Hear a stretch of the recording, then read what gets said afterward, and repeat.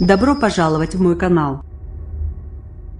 La structure de la SNCF. La SNCF est actuellement composée de 3 établissements publics à caractère industriel et commercial: EPIC, SNCF, la direction, SNCF Mobilité, les trains, et SNCF Réseau, les rails.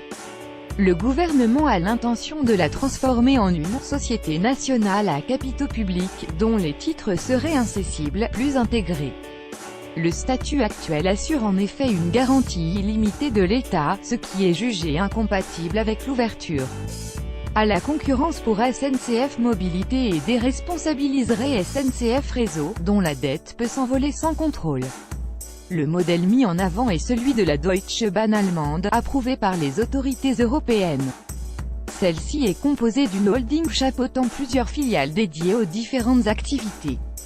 Le sort des gares au sein du futur ensemble fait débat, toujours avec les trains dans SNCF Mobilité, comme actuellement, rattachés à SNCF Réseau ou autonomes. Le problème de la dette de SNCF Réseau atteignait 46,6 milliards d'euros fin 2017, et elle devrait dépasser les 62 milliards en 2026, sur la reprise de tout ou partie de ce fardeau largement hérité de la construction des lignes à grande vitesse. Le Premier ministre Édouard Philippe est resté très vague. L'État prendra sa part de responsabilité avant la fin du quinquennat pour assurer la viabilité économique du système ferroviaire, a-t-il dit en présentant sa réforme en février. La SNCF est priée de devenir plus performante en attendant les dates de l'ouverture à la concurrence. Le sujet fait partie des discussions en cours, mais la ministre des Transports Elisabeth Borne a précisé vendredi le calendrier de l'ouverture progressive à la concurrence.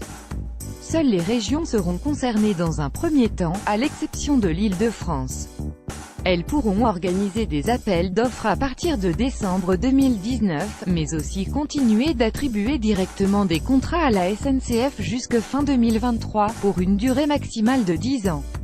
L'ouverture sera étendue au TGV à partir de décembre 2020. En Île-de-France, IDF Mobilité aura le même choix pour les nouvelles lignes créées entre 2019 et 2023. Les autres lignes, hors RER, pourront être progressivement ouvertes entre 2023 et 2033. Les RER entreront dans la concurrence encore plus tard, à partir de 2033, lignes C, D et E, ou 2039, A et B. Les modalités de l'ouverture à la concurrence. La concertation devra définir sous quelles conditions les cheminots passeront d'une entreprise ferroviaire à l'autre, notamment en cas de perte de contrat par la SNCF, ce qu'on appelle le « sac à dos social ». Vendredi, Madame Borne a précisé que les salariés bénéficieront d'une portabilité des droits, sans limite de durée. Ils conserveront leur niveau de rémunération, ainsi que le régime spécial de retraite et la garantie de l'emploi pour les employés ayant été embauchés au statut. Les autres conditions, telles que le temps de travail, les facilités de circulation ou l'accès aux médecins spécialisés, relèveront des accords de branche. La fin du statut de cheminot. Parmi les lourdeurs qui handicapent la SNCF selon le gouvernement figure le statut des cheminots. Particulièrement protecteur, mais rigide, il représenterait selon la direction le tiers des 30% de surcoût par rapport à ses concurrents. Il concerne actuellement 131 000 personnes, sur 147 000 employés de la SNCF. Le gouvernement veut éteindre progressivement ce statut.